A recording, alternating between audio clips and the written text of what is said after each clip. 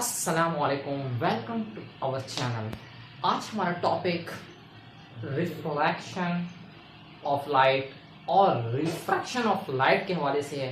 Main topic तो refraction से related है, लेकिन हम पहले रिफ्लेक्शन और रिफ्रैक्शन दोनों को डिस्कस करेंगे, उसके दरमियान क्या डिफरेंस है उसकी पर बात करेंगे और फिर आएंगे कि रिफ्रैक्शन जब होता है या रिफ्रैक्शन का जब प्रोसेस होता है रिफ्रैक्शन ऑफ लाइट का, तो क्या क्या होता है। अच्छा जी, तो रिफ्लेक्ट होना यानी टकरा कर किसी लाइट बीम का पलट जाना उसी सरफेस से, तो ये रिफ्लेक्शन कहलाता है। जैसे कि मिसाल के तौर पर यहाँ पर लाइट रे आई और इंसिडेंट रे जो आकर किसी सरफेस से टकराई है।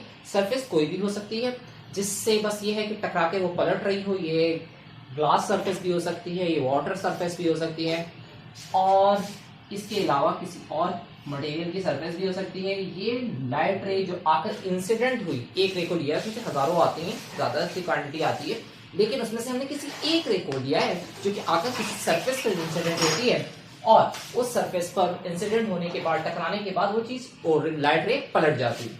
ठीक है जी, ये नॉर्मली ऊपर नॉर्मल लाइन है जो कि 90 का एंगल बना रही है इस सरफेस पर, यानी 90 मीन्स परपेंडिकुलर है ये नीचे वाले उस मीडियम के सरफेस पर।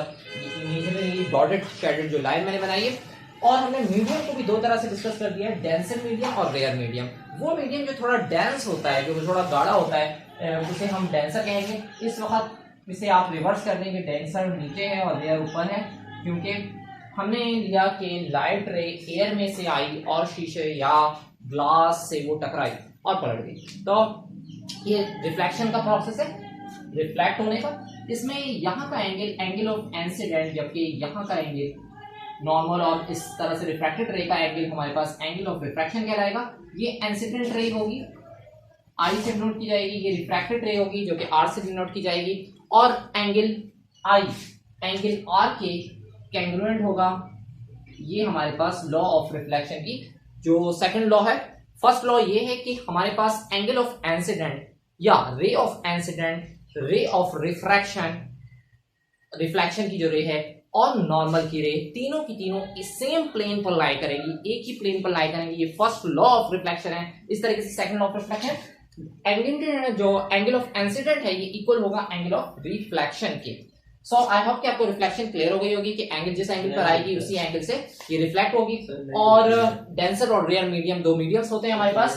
अब हम बात करेंगे रिफ्रैक्शन के हवाले से। रिफ्रैक्शन जो कि हेडिंग पर मेंशन है, इसमें यह है कि एक लाइट रे अगर किसी सरफेस से आकर टकराती है और टकराने के बाद उस सरफेस के अंदर इन हो जाती है।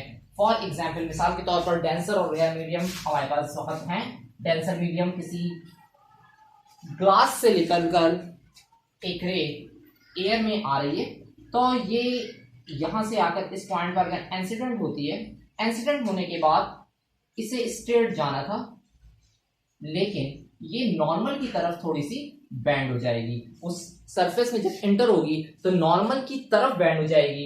ये नॉर्मल की तरफ थोड़ा सा बैंड होना डेंसर से रेयर की तरफ जाते हुए रिफ्रैक्शन कहला रहा है। अगर इसी को अगर अगेंस्ट करें, एरो को चेंज कर दें, ये एरो यहां से इस तरह से हटाकर इसकी डायरेक्शन पलट दें, ये इंसिडेंट यहां पर है और ये रेयर से डेंसर पर जा रही है, तो आप समझ लें कि रेयर से डेंसर पर जाते हुए नॉर्मल, अगर ये सीधा स्ट्रेट लाइन नॉर्मल है तो ये नॉर्मल के इस डायरेक्शन में जाना था इसे।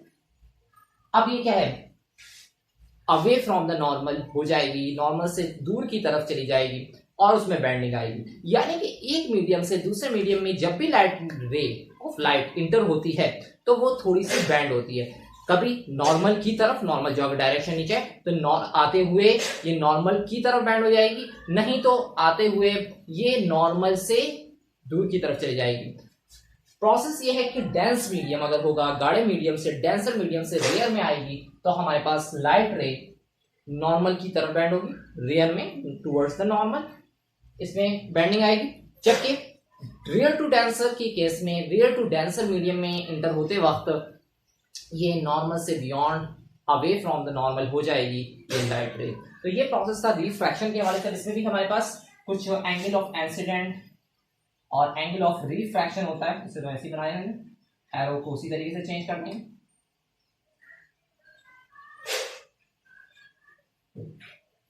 अच्छा जी, यहाँ का एंगल ऑफ इंसिडेंट, और ये एंगल जो नॉर्मल के साथ बनेगा ये एंगल ऑफ रिफ्रैक्शन कहलाता है। फर्स्ट लॉ तो इसकी भी वही है रिफ्रैक्शन की, कि incident ray, refracted ray and the normal lie on same plane. ये नॉर्मल रे, इंसिडेंट रे और रिफ्रैक्टेड रे सेम प्लेन पर हो। और दूसरी लॉ ये है कि हमारे पास सेकंड लॉ कि sign angle of incident divided by sine angle of refraction will be equal to eta। eta n की तरह सैंबल है, सही, और लेकिन इसका n थोड़ा सा इस तरीके से बनाएंगे, इसे हम, ये लैटिन लैंग्वेज का सैंबल है जिसे का नाम ईटा है। नॉर्मली n से भी मेंशन कर लिया जाता है। रिफ्रैक्टिव इंडेक्स का ये फार्मूला है, sine angle of incident divide by sine angle of refraction. Snell एक साइंटिस्ट थे जिन्होंने इसे एक्सप्लेन करा था, तो ये स्नेल लॉ भी कहलाती है कि ratio between sine of incident divide by sine of, या sine of refraction is known as Snell law, while refractive is also the ratio between sine angle of incident and sine angle of refraction. I hope कि आपको clear होगा कि reflection क्या थी, टकराकर पलट जाना, और रिफ्रैक्शन क्या है कि किसी सरफेस से टकराकर उस सरफेस में इन हो जाना, जैसे कि ग्लास में लाइट इन हो जाती है, जैसे कि शीशे में के साथ साथ वाटर में इन हो जाती है, किसी किस्म के लिक्विड के अंदर इन हो जाती है। तो ये अगर हवा से ग्लास में जा रही है तो ग्लास डेंसर मीडियम, हवा रेयर मीडियम। अगर हवा से पानी में जा रही है तो पानी डेंसर है, उसका डेंसिटी ज्यादा है, और हवा की डेंसिटी कम है। इस तरीके से बेंडिंग आती है लाइट में। जो बेंडिंग आती है उसे हम रिफ्रैक्शन कहते हैं। अब यहाँ पर बेंडिंग आती है, कुछ प्रोसेस ऐसे भी होते हैं कि टकराकर कहीं पर लाइट पलटे और साथ साथ इन भी हो जाए, यानी रिफ्लेक्शन और रिफ्रैक्शन एक ही टाइम पर हो रहे हों, एक ही जगह पर हो रहे हों, एक ही रे के साथ हो रहे हों। लेकिन कुछ कंडीशंस ऐसी होती हैं, कुछ एक ऐसा एंगल का लेवल है जिस लेवल से आगे जाकर रिफ्लेक्शन तो होती है, रिफ्रैक्शन नहीं होती, यानी कि लाइट इन नहीं होती सरफेस में बल्कि पलटती ही है। तो ऐसे एंगल को जिससे आगे हमारे पास रिफ्लेक्शन का प्रोसेस हो, पलटने का प्रोसेस हो, लेकिन इन होने का प्रोसेस ना हो, तो उस एंगल को क्रिटिकल एंगल कहते हैं, जो कि 90 के अकॉर्डिंग होता है। उसे नेक्स्ट वीडियो में हम डिस्कस करेंगे। Thanks for watching this video. अस्सलाम वालेकुम व रहमतुल्लाह।